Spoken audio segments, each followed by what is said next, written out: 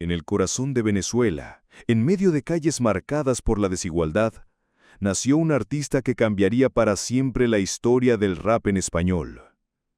Su nombre era Tairón José González Orama, pero el mundo lo conoció como Cancerbero. Con su voz profunda y su pluma sincera, convirtió el dolor, la rabia y la esperanza en canciones inmortales. Su legado sigue vivo, recordándonos que la música también es un arma contra la injusticia. Cancerbero nació el 11 de marzo de 1988, en Caracas. Desde pequeño enfrentó duras pruebas que marcaron su vida. A los 9 años perdió a su madre, una herida que lo acompañó siempre. Poco después, la violencia arrebató a su hermano mayor, dejando un vacío inmenso en su familia. Estos golpes tempranos lo llevaron a refugiarse en la música.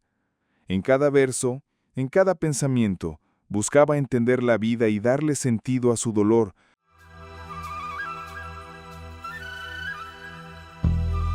Con la adolescencia llegó la pasión por el hip hop. Inspirado por artistas de rap consciente y también por bandas de rock clásico como The Beatles y Pink Floyd, Tairón comenzó a escribir sus primeras letras. En las calles y en pequeños escenarios del underground venezolano, su voz se fue haciendo cada vez más fuerte. No solo rimaba, hablaba de la vida, de la muerte, de la rabia que sentía al ver la injusticia en su país. Cancerbero empezaba a forjar su camino.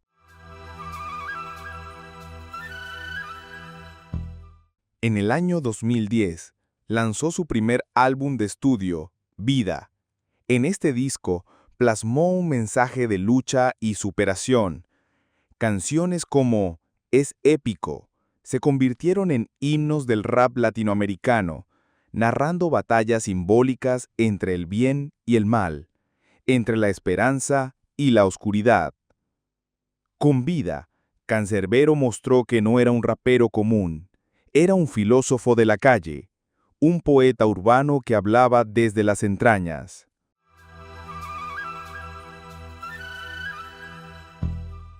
Dos años más tarde llegó su obra más intensa y recordada, Muerte.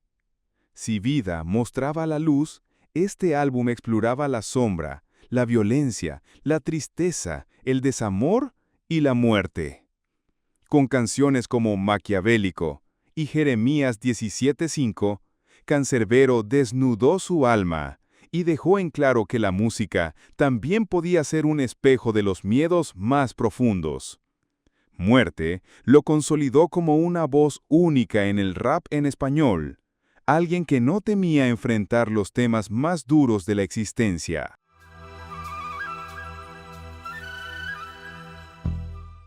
El tono de Cancerbero trascendía la música. No buscaba fama ni lujos. Su verdadero objetivo era despertar conciencias, hablar de lo que muchos callaban. En sus letras convivían la filosofía, la política, la espiritualidad y la realidad de los barrios. Era un artista que invitaba a pensar, que obligaba a cuestionar y que demostraba que el rap no es solo ritmo, sino también reflexión.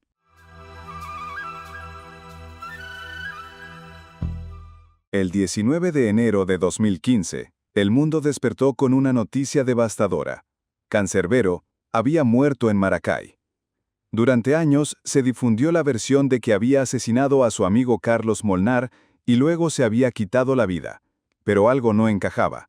En 2023, tras la reapertura del caso, la verdad salió a la luz. Cancerbero fue asesinado por su exmanager, Natalia Améstica, y su hermano. Una revelación que estremeció al mundo y cerró un capítulo lleno de dudas e injusticias.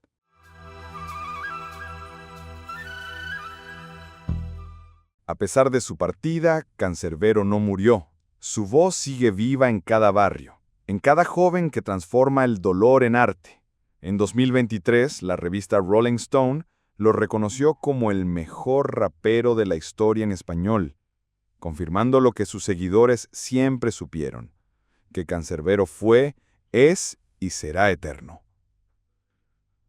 Su música nos recuerda que la verdad, aunque duela, siempre merece ser contada. Y que, como él mismo dijo alguna vez, la vida sin música sería un error. Establecerme en esto del mundo de la música, el mundo del rap, ¿no? Sí. Entonces hay mucha expectativa porque como quien dice, ajá, Cancerbero ha sonado independiente, ha tocado acá, ha viajado por acá. ¿Qué va a hacer ahora que la gente lo sigue más, que tiene más seguidores? Sí. ¿Fue suerte? ¿No fue suerte? Entonces yo también estoy ahí ansioso. Bien, y vos sos de hablar y tus canciones rezan sobre la no violencia, sobre estar en contra de la violencia. Seguís, digamos, vida y muerte un poco rezan Sí. quizás sobre esto, sobre que mueran y vivan quizás algunos ideales, algunas Claro. estructuras. A veces me cuesta mucho cuando voy a los medios de comunicación y me piden un tema que se pueda oír en los medios, ¿no? Porque Sí. sinceramente cuando los escribí no concebí que iba a estar en los medios. Ojo, Entonces, sí. eso por una parte es bueno porque tenía esa libertad de no pensar que esto va a sonar en algún lado, en otro lado, entonces Sí. no me preocupaba por decir alguna mala palabra o por tocar un tema polémico, un tema delicado. Ahora es cierto que voy a tratar de mantener esa esencia, eso que me dio a conocer, y a la vez poder sonar las canciones en los medios sin que tenga que censurarla, pues. Entonces, Sí. ahora bueno, ahí está ese reto. Antes escribía para quien se descargara la canción, ahora Sí. se supone que la canción debe poder sonar a todo público, ¿no? Entonces Bien. estoy ahí Sí, igualmente, bueno, ¿vos tratando qué has ese escuchado equilibrio. de niño? ¿Con qué te has nutrido? ¿Qué escuchabas vos? de todo. En mi casa no se apagaba la radio. Sí. Estaba la Porque las radio canciones a encendida. veces todo- no son muy correctas y suenan igual. Sí, Y sí, dicen bueno. cosas fuertes, y sí, Calle 13 es bravo a veces lo que dice, sin embargo, y los videos también tienen, digamos, un contenido bastante antisistema y antimedio, y sin embargo, circulan con tranquilidad. Quizás te han allanado a algunos el camino para que vos puedas fluir un poquito más, ¿no?